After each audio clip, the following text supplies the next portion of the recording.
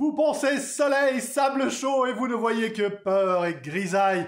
Nous aussi, bienvenue sur Aimons l'info, l'hydrogène pourrait être l'énergie du futur, à condition de pouvoir la produire de manière propre et à faible coût. L'électrolyse de l'eau est le meilleur moyen d'y parvenir, mais elle nécessite une énorme quantité d'électricité. Siemens a décidé de s'attaquer à ce défi en alliant ses compétences. D'un côté, l'entreprise allemande construit les plus grandes éoliennes offshore du monde. De l'autre, elle conçoit des installations d'électrolyse de pointe. Elle va donc lier les deux pour produire de l'hydrogène à bas coût directement employable par l'industrie et les transports.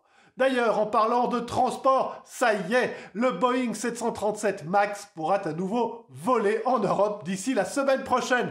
L'Agence européenne de la sécurité aérienne a donné son feu vert à l'avion qui a subi des modifications techniques, notamment sur son système de contrôle du décrochage. On se souvient que ce dernier est à l'origine de 2 crashs ayant entraîné la mort de 189 et 157 personnes en 2018 et 2019.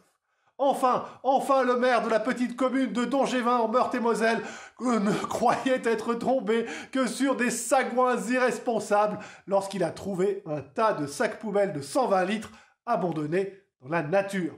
En ouvrant quelques-uns pour identifier les contrevenants, il a eu la surprise de trouver une alliance en or, des bijoux et de l'argent liquide. Le tout appartenait à une personne récemment décédée dont les héritiers avaient vidé la maison sans vraiment faire de détails. Ils ont été retrouvés grâce au papier d'identité de la personne également jeté avec les ordures.